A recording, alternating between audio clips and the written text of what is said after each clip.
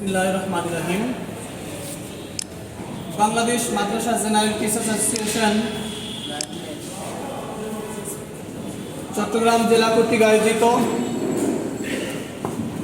মহান স্বাধীনতার সুবর্ণ জয়ন্তী ও চট্টগ্রাম জেলা সম্মেলনের সম্মানিত সভাপতি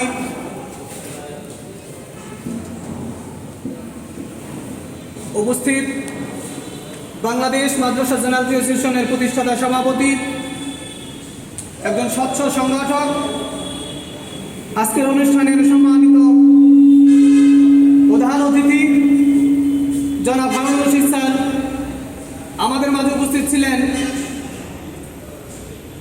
জনাব আবুল আলা মোহাম্মদ হুসামউদ্দিন, সমন্বয়ক বাংলাদেশ মানবাধিকার কমিশন। আমাদের মাঝে উপস্থিত আছেন বাংলাদেশ মাদ্রাসা জেনারেল অ্যাসোসিয়েশনের স্থায়ী কমিটির নেতৃবৃন্দ, কেন্দ্রীয় কার্যনির্বাহী কমিটির নেতৃবৃন্দ, মঞ্চে উপবিষ্ট আমন্ত্রিত অতিথিবৃন্দ, আমার সামনে উপবিষ্ট আমার সহকর্মীবৃন্দ, সকলেই আমার সশস্ত্র সালাম গ্রহণ করুন। আসসালামু আলাইকুম। আজকে দীর্ঘ সময় এই সম্মেলনে আমার সহকর্মীদের কথা শুনে অনেকটাই আমি বেদনা ভারাক্রান্ত মনে আমার কথা বলতে হচ্ছে। আমি একজন সহকর্মীর কথা শুনে সত্যিকার অর্থেই আমাদের বঞ্চনার কথা তিনি আমাদেরকে মনে করিয়ে দিলেন। আজকে আমার শিক্ষকরা, বিশেষ করে বেসরকারি শিক্ষকরা যে বঞ্চনার শিকার হচ্ছে, যে বৈষম্যের শিকার হচ্ছে, সেখান থেকে বাঁচার জন্যই আজকে বাংলাদেশ মাদ্রাসা জেনারেল অ্যাসোসিয়েশনের প্রতিষ্ঠা হয়েছে। বাংলাদেশ মাদ্রাসা জেনারেল অ্যাসোসিয়েশনের অন্যতম দায়িত্ব হল সকল মাদ্রাসা শিক্ষক থেকে শুরু করে সকল শিক্ষকদেরকে বৈষম্যের হাত থেকে বাঁচানোর জন্য, যে বৈষম্য, শোষণ এবং বৈষম্য থেকে বাঙালিকে বাঁচানোর জন্য আন্দোলন সংগ্রামের মাধ্যমে একটি স্বাধীন বাংলাদেশের স্বপ্ন দেখেছিলেন জাতির জনক বঙ্গবন্ধু শেখ মুজিবুর রহমান। আজকে স্বাধীনতার সুবর্ণ জয়ন্তীতেও আজকে সেই বৈষম্য দূরীকরণের জন্য আমাদেরকে কথা বলতে হচ্ছে। মাননীয় প্রধানমন্ত্রী জননেত্রী শেখ হাসিনাকে উদ্ধতভাবে আহ্বান জানাতে চাই, প্রিয় নেত্রী, বঙ্গবন্ধুর সোনার বাংলাদেশ গড়ার যে মিশন নিয়ে আপনি কাজ করে যাচ্ছেন, আজকে শিক্ষকরা সত্যিই কিন্তু সেই স্বপ্ন থেকে অনেকটা দূরে আছে। সরকারি বেসরকারির বৈষম্য সৃষ্টি করে আজকে শিক্ষাক্ষেত্রে যে বৈষম্য সৃষ্টি করা হয়েছে, যেটা স্বাধীন বাংলাদেশের যে স্বপ্ন, জাতির জনকের স্বপ্নের সোনার বাংলাদেশ গড়ার ক্ষেত্রে অন্যতম বাধা, এই বাধা থেকে সরে আসতে না পারলে কখনই বঙ্গবন্ধুর স্বাধীন স্বপ্নের সোনার বাংলাদেশ গঠন করা সম্ভব নয়। আজকে মাননীয় প্রধানমন্ত্রী জননেত্রী শেখ হাসিনাকে দৃষ্টি আকর্ষণ করে বলতে চাই, মাননীয় নেত্রী, সকল শিক্ষাঙ্গন থেকে বৈষম্য থেকে বাঁচাতে হলে সকল শিক্ষা প্রতিষ্ঠানকে একই মাপকাঠিতে নিয়ে আসতে হবে। একই মাপকাঠিতে নিয়ে আসার মানে হলো সকল শিক্ষা প্রতিষ্ঠানকে জাতীয়করণ করতে হবে।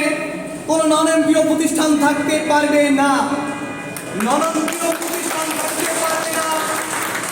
এর কারণ হলো আমার শিক্ষকদের যদি বেতন না থাকে, সন্তানকে, পরিবারকে পরিচালনা করার মতো আর্থিক সুবিধা না থাকে, তাহলে কেন, কিভাবে সে পড়াবে? মাননীয় নেত্রী, আপনার কাছে সেটা আমার প্রশ্ন। মাননীয় নেত্রী, আমি আজকে এই কারণে আপনার দৃষ্টি আকর্ষণ করছি যে আজকে যদি শিক্ষকরা যদি সকালবেলা না খেয়ে, সকালবেলা সন্তানের ক্ষুধার্ত মুখ দেখে শিক্ষা প্রতিষ্ঠানে যেতে হয়, তাহলে বলুন কিভাবে তিনি আনন্দ চিত্তে, আনন্দঘনে পরিবেশে ওই মাসুম সন্তানদেরকে পাঠদান করবে? আর যদি সেটা করতে ব্যর্থ হয়, তাহলে যে আমরা যে একটি বেকার জনগোষ্ঠী তৈরি করতে যাচ্ছি, একটি যে কম শিক্ষিত বেকার জনগোষ্ঠী তৈরি করতে যাচ্ছি, এটা দৃশ্যমান। তার কারণ হলো ওই যে শিক্ষক ক্লাসে পাঠদান করতেছে, অথচ আমার ছাত্রছাত্রীদের উপকারে আসতেছে না, তার জন্য সে যে বঞ্চিত হচ্ছে, সেই বঞ্চনার বোঝা কিন্তু আপনাকে এই বাংলাদেশকেই বহন করতে হবে। সুতরাং বাংলাদেশকে একই মাপকাঠিতে নিয়ে আসার জন্য, সকল সেক্টরকে একই মাপকাঠিতে নিয়ে আসার জন্য শিক্ষা ব্যবস্থাকে জাতীয়করণ করার কোনো বিকল্প নেই। আমি আপনাকে বলতে চাই, বাংলাদেশের সেই সক্ষমতা রয়েছে, সেটা সব জায়গায় দৃশ্যমান। তাহলে কেন আপনি জাতীয়করণের দিশে এগিয়ে যাচ্ছেন না? বাধাটি কোথায়? আমরা এই সম্মেলনের মধ্য দিয়ে আপনার কাছে, মাননীয় শিক্ষামন্ত্রী মহোদয়ের কাছে আমরা আপনাদের দৃষ্টি আকর্ষণ করতে চাই। আমরা বলতে চাই, এখনো যে শিক্ষাঙ্গনে যে বৈষম্য রয়েছে, যে দুর্নীতি রয়েছে, যে এই দুর্নীতি থেকে বাঁচতে হলে কিন্তু সকল শিক্ষা ব্যবস্থা জাতীয়করণ করতে হবে। একটি গোষ্ঠী কিন্তু এখনো ব্যবসা প্রতিষ্ঠানে পরিণত করেছে শিক্ষাঙ্গনকে। ব্যবসা প্রতিষ্ঠান বন্ধ করতে হলে সকল শিক্ষা ব্যবস্থাকে জাতীয়করণ করতে হবে, এর কোনো বিকল্প নেই। মাননীয় নেত্রী, আমি বলতে চাই, আজ একজন শিক্ষক বলেছেন যে আমার যে বাড়ি ভাড়া হয়, আমার একটা রুম নিয়ে থাকতে হয়। মাননীয় নেত্রী, আপনাকে বলতে চাই, এটা যদি একজন প্রভাষকের বক্তৃতার বিষয় হয়, তাহলে বলুন বাকিদের অবস্থা কি? আমি আপনাকে, মাননীয় শিক্ষামন্ত্রী সহ সকলের কাছে আমার আহ্বান হলো, বাড়ি ভাড়াকে যতক্ষণ পর্যন্ত এই শিক্ষা ব্যবস্থা জাতীয়করণ সম্ভব না হয়, তার পূর্বে বাড়ি ভাড়াকে স্কেলে অন্তর্ভুক্ত করতে হবে এবং 100% বোনাসের ব্যবস্থা করতে হবে। মাননীয় নেত্রী, 100% বোনাস ব্যতীত 3000 সামথিং 12,500 টাকা স্কেলে 25%-এ কত টাকা আসে মাননীয় নেত্রী? সেই টাকা দিয়ে কি আদাও কুরবানি করা যায় কিনা, আমি আপনার কাছে সেটি বিবেচনার জন্য আহ্বান জানাচ্ছি। মাননীয় নেত্রী, আজকে আমরা প্রভাষকরা বিশেষ করে যে বৈষম্য থেকে বাঁচানোর জন্য আমরা চেয়েছিলাম সহকারী অধ্যাপকের অনুপাত প্রথা বাতিল করে সবাইকে সহযোগী অধ্যাপক মাদ্রাসা সহ সকল শিক্ষা অর্থাৎ কলেজগুলোতেও সৃষ্টি করার জন্য। আজকে কি কারণে শিক্ষকদের সেই স্বপ্নকে বলে দিয়ে কি কারণে আজকে জ্যেষ্ঠ প্রভাষক পদ তৈরি হলো অনতি বিলম্বে, সেটা আমি আরেকটা বিষয় আপনাদেরকে বলতে চাই। আমি এই বক্তৃতার বিষয়ে বলার আগে আপনাদের বলতে চাই যে মাননীয় অতিরিক্ত সচিব মহোদয় থেকে শুরু করে বিভিন্ন জায়গায় আমাদের কথা হয়, তারা আমাদের আশ্বস্ত করেছেন বিষয়টা দেখবেন। সে কারণে আমি এই বিষয়টা আর একটু সময় নিয়ে আমরা আপনাদেরকে বলতে চাই, এদেশে যে বৈষম্য সৃষ্টি করার জন্য জ্যেষ্ঠ প্রভাষক অর্থাৎ আপনাদেরকে অর্থ দিলেন, সম্মান দিলেন না। সম্মান পাওয়ার জন্যই কিন্তু তৈরি হয়েছে স্বাধীন বাংলাদেশ, তৈরি হয়েছে লাল সবুজ পতাকা। আমাদের সম্মান কোনোভাবে কেড়ে নিতে দেওয়া হবে না। সুতরাং আপনাকে বলতে চাই, আমাদের যে সম্মানটা ছিল সহকারী অধ্যাপক, খুব দ্রুততম সময়ে সেটাকে পুনর্বহাল করে সহযোগী অধ্যাপক পদ সৃষ্টি করে সকল শিক্ষাঙ্গনে সরকারি বেসরকারি বৈষম্য দূরীকরণ করতে হবে। এবং আমি আপনাদেরকে বলতে চাই যে ইংরেজদারি শিক্ষকরা বদলি নিয়ে বিভিন্ন সময় আমরা কথা বলে যাচ্ছি। সমস্যাটি কোথায়? এনটিআরসির মাধ্যমে শিক্ষক আসতেছে এবং যারা নিয়োগপ্রাপ্ত আসছে, এটা শুধুমাত্র সদিচ্ছার ব্যাপার। এখানে অবশ্যই বদলি প্রথা চালু করতে হবে। একজনের বাড়ি হলো চট্টগ্রামে, আপনি তাকে নিয়োগ দিচ্ছেন বরিশালে, তাহলে যদি সেখানে বদলি করা না হয়, তাহলে স্বামী স্ত্রী যদি দু জায়গায় চাকরি করে অথবা তার সন্তান যদি কোনো জায়গায় থাকে, তাহলে তার জন্য আনন্দময় পরিবেশে ওখানে অবস্থান করে সন্তান মানুষ করা সম্ভব নয়। সুতরাং বদলি প্রথা ব্যবস্থা করতে হবে সকল শিক্ষকদের জন্য। বদলির যে নীতিগত সিদ্ধান্তের কথা আমরা শুনেছি, সেটা দ্রুততম সময়ে বাস্তবায়ন করার জন্য আহ্বান জানাচ্ছি। মাদ্রাসাগুলোতে আজকে আমার দুঃখ লাগে যে মাদ্রাসায় আপনারা যারা আমরা আছি, সেখানে কেন বৈষম্য থাকবে? আজকে সেখানে এখানে আমার সামনে আসছে যে গ্রন্থকারীর পদ সৃষ্টি করা হয়েছে, সেখানে কেন জেনারেলদেরকে এরকম বৈষম্য সৃষ্টি করার জন্য তো বঙ্গবন্ধু শেখ মুজিবুর রহমান স্বাধীন বাংলাদেশের স্বপ্ন দেখেননি। আজকে আমি বলতে চাই যে আমাদের যে সংবিধান আছে, সংবিধানের কোথায় উল্লেখ আছে যে একটি গোষ্ঠীকে বঞ্চিত করে আর একটি গোষ্ঠীকে বিশেষ সুবিধা দিতে হবে? এরকম কিছু সংবিধানে নাই। সুতরাং সংবিধান পরিপন্থী যে বিষয়গুলো এখানে এসেছে, সেটা পুনর্বিবেচনা করে অতি দ্রুততম সময়ে সকল শিক্ষকদেরকে এই গ্রন্থাগারিক তথা লাইব্রেরিয়ান পদে আবেদনের ব্যবস্থা করতে হবে। সুতরাং আমি আপনাদেরকে বলতে চাই যে আমরা দেখেছি যে অনেক জায়গায় অনেক জায়গায় কমিটি কর্তৃক আমার শিক্ষকরা আমরা অনেকেই বঞ্চনার শিকার হচ্ছি।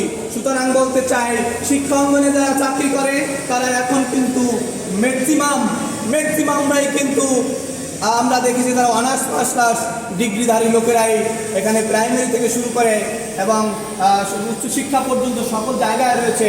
সুতরাং সেই উচ্চশিক্ষিত মানুষকে পরিচালনা করার জন্য অশিক্ষিত বা কম শিক্ষিত মানুষ দিয়ে পরিচালনা কমিটি করা যাবে না। শিক্ষকদেরকে দিয়ে অবশ্যই পরিচালনা কমিটি, অর্থাৎ শিক্ষকদেরকে পরিচালনা করার জন্য শিক্ষিতদের পরিচালনা করার জন্য শিক্ষিত ব্যক্তিদের দিয়ে পরিচালনা করতে হবে। কম শিক্ষিত অথবা অশিক্ষিতদেরকে এই পরিচালনা কমিটি আসার পর রুদ্ধ করতে হবে। আমি আজকে এই অনুষ্ঠানের মধ্য দিয়ে মাননীয় প্রধানমন্ত্রী, মাননীয় শিক্ষামন্ত্রী, শিক্ষা উপমন্ত্রী, যার এলাকায় এসে আজকে আমরা কথা বলতে চাচ্ছি, মাননীয় শিক্ষা উপমন্ত্রী, মাননীয় শিক্ষামন্ত্রী তার আপাতমস্তক বঙ্গবন্ধু শেখ মুজিবুর রহমানের আদর্শ নিয়ে লালন করে, অথচ জাতির জনকের কন্যা যিনি তার সারা শরীরে জাতির জনকের রক্ত রয়েছে, আমরা তার দূরদর্শিতার কারণে আজকে বাংলাদেশ উন্নয়নের রোল মডেল হচ্ছে, কিন্তু আমার শিক্ষকদের উন্নয়ন অনেকটা কম হচ্ছে। আমি অস্বীকার করি না, আপনি আমাদেরকে 5% ইনক্রিমেন্ট দিয়েছেন, আপনাদেরকে ধন্যবাদ জানাই। আমি অস্বীকার করি না, আপনি স্কুল সকলদেরকে 20% বৈশাখী ভাতা দিয়েছেন, বেসরকারি শিক্ষক দিয়েছেন, আমরা আপনাকে ধন্যবাদ জানিয়েছি, আনন্দ মিছিল করেছি, আপনাকে এই অনুষ্ঠানের মধ্য দিয়েও আমরা আপনাকে ধন্যবাদ জানাই। আজকে আরেকটি বিষয় আপনারা জানেন যে আপনাদের বেতন কমে যেত, অর্থাৎ 20 তারিখে লাগতো, আজকে 1 তারিখে হচ্ছে। আমরা এই বিষয় নিয়ে অধিদপ্তরে কথা বলেছি, ঘণ্টাব্যাপী মিটিং করেছি আমাদের সভাপতি মহোদয় নির্দেশে। আমরা দীর্ঘ সময় মিটিং করার পরে আজকে কিন্তু আপনাদের বেতন 1 থেকে 5 তারিখের মধ্যে আপনারা পেয়ে যান। সুতরাং এর কারণ হলো বাংলাদেশ মাদ্রাসা জেনারেল ডিসিশন আসে বলেই আজকে আপনাদের মহাসচিবকে, আপনাদের সভাপতিকে তারা মূল্যায়ন করে, তাদের দাবিগুলোকে গুরুত্ব দেয়। সুতরাং আপনাদের কাজ হলো এই সংগঠনকে গতিশীল রাখা, সংগঠিত থাকা। আজকে এই সম্মেলনের পরে আমাদের মহাসম্মেলনের মাধ্যমে আপনাদের 100% বোনাস, বাড়ি ভাড়া সহ সকল বিষয়গুলোকে মাননীয় প্রধানমন্ত্রী এবং মাননীয় শিক্ষামন্ত্রীর দৃষ্টি আকর্ষণ করার চেষ্টা করব। আপনারা শুনেছেন যে গত 13 মার্চে মাননীয় শিক্ষামন্ত্রী মহোদয় আমাদের জাতীয় প্রেস ক্লাবে প্রধান অতিথির বক্তব্যে আমাদের দাবিগুলোকে তিনি সমর্থন করেছিলেন। আমরা সেই দাবি বাস্তবায়নের জন্য এই শিক্ষামন্ত্রীর মাধ্যমে আমরা পারব। আপনাদেরকে আহ্বান জানাবো, আপনারা শিক্ষকরা অত্যন্ত স্বচ্ছতার সহিত বাংলাদেশ মাদ্রাসা জেনারেল অ্যাসোসিয়েশনকে পরিচালনা করবেন, এখানে দায়িত্বে থাকবেন, সংগঠনকে এগিয়ে নিয়ে যাবেন। মনে রাখবেন এই সংগঠনের একটি উপজেলা থেকে শুরু করে কেন্দ্রীয় কমিটির মহাসচিব পর্যন্ত, আমি বাকিটা বাদ দিলাম, তার আবার অনারেবল, অর্থাৎ কোনো পর্যায়ে সামান্যতম অস্বচ্ছ দুর্নীতির আশ্রয় প্রশ্রয় দেওয়া হবে না। উপজেলা, জেলা, কেন্দ্র কোনো পর্যায়ে নেতৃবৃন্দ যদি অর্থনৈতিক কোনো অন্যায়ের সাথে বিন্দুমাত্র জড়িত থাকে, তাকে সাথে সাথে সাংগঠনিক পদ থেকে অব্যাহতি দেওয়া হবে। আমি আপনাদেরকে বলতে চাই, এই সংগঠন একটি স্বচ্ছ জবাবদিহিতামূলক সংগঠন। এই সংগঠন শিক্ষকদের অধিকার আদায়ের সংগঠন। এই সংগঠন শিক্ষকদের অধিকারের কথা বলবে।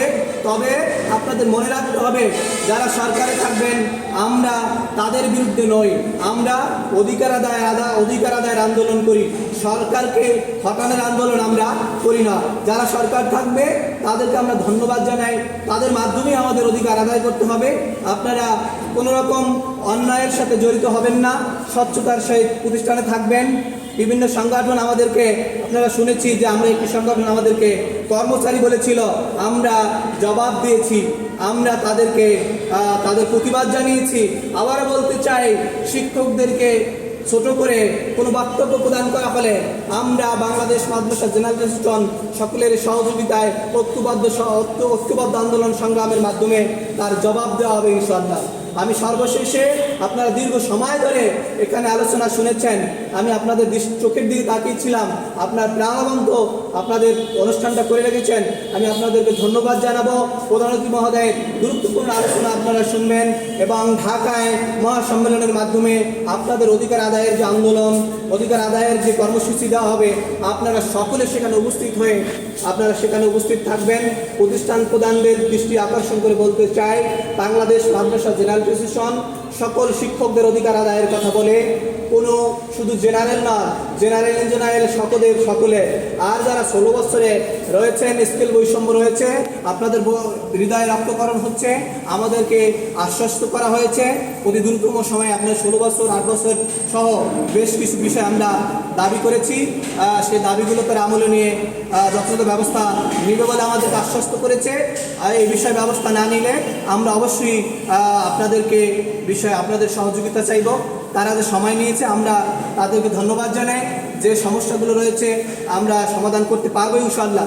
সবশেষে আবারও স্বাধীন বাংলাদেশের মহান স্থপতি জাতির জনক বঙ্গবন্ধু শেখ মুজিবুর রহমান সহ মহান মুক্তিযুদ্ধে যারা আত্মহতি দিয়েছেন সকলের প্রতি শ্রদ্ধা জানিয়ে এই বিজয়ের মাসে, এই স্বাধীনতার সুবর্ণ জয়ন্তীতে আমি আবারও তাদেরকে শ্রদ্ধা আবারও স্মরণ করছি, জাতির শ্রেষ্ঠ সন্তানদেরকে। আপনাদেরকে বাংলাদেশ মাদ্রাসা জেনারেল অ্যাসোসিয়েশনকে এগিয়ে নেওয়ার জন্য আহ্বান জানাচ্ছি। ধন্যবাদ আপনাদেরকে। সবাই ভালো থাকবেন, সুস্থ থাকবেন, সকলের মঙ্গল কামনা করে আমি আমার বক্তব্য এখানে শেষ করছি। সবাইকে ধন্যবাদ। আসসালামু আলাইকুম ওয়া রাহমাতুল্লাহ।